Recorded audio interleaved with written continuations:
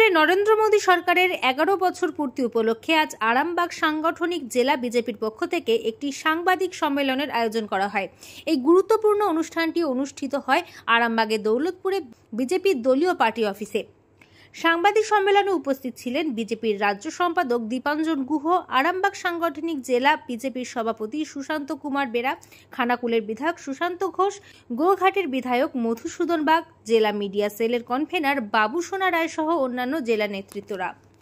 সাংবাদিকদের মুখোমুখি হয়ে বিজেপির রাজ্য সম্পাদক দীপাঞ্জন গুহ জানান, নরেন্দ্র মোদী সরকারের 11 বছর পূর্ণ হওয়া শুধুমাত্র একটি সংখ্যা নয়, এটি ভারতের উন্নয়নের একটি নতুন দিগন্তের প্রতিচ্ছবি। দেশের প্রতিটি সেক্টরে অগ্রগতি, দুর্নীতিমুক্ত প্রশাসন ও গরিব মানুষের জন্য নানা প্রকল্পই এই সরকারের সাফল্যের মাপকাঠি।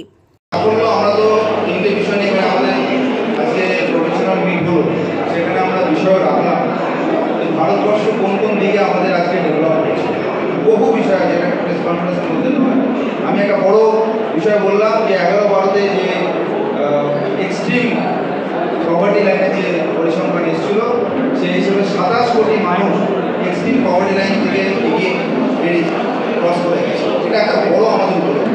চতুর্থ বিশ্বের ইকোনমি আছে এটা বড় উপলব্ধি। আজকে অর্থের বাজারে যেখানে আমেরিকা, চীন সবচেয়ে বেশি তাদের প্রাধান্য ছিল, সেই অর্থের বাজারে আজকে ভারতবর্ষের প্রাধান্য বাড়ছে। এটা আমাদের উপলব্ধি। কখনো কল্পনা করা গেছে যে ভারতবর্ষের অস্ত্রের বাজারে এক্সপোর্ট করতে কখনো চিন্তা ভাবনা করা গেছে? আজকে make in India, make for ওয়ার্ল্ডের চিন্তা ভাবনা আছে। আর বিশ্বের বড় বড় যারা কোম্পানি আছে, তারা অ্যাপেলের মতো কোম্পানি, তারা এসে এখানে তৈরি করছে, তারা এখানে বিক্রি করার চেষ্টা করছে। এখান থেকে বিক্রি করে বিদেশে গিয়ে বাইরে বিক্রি করছে।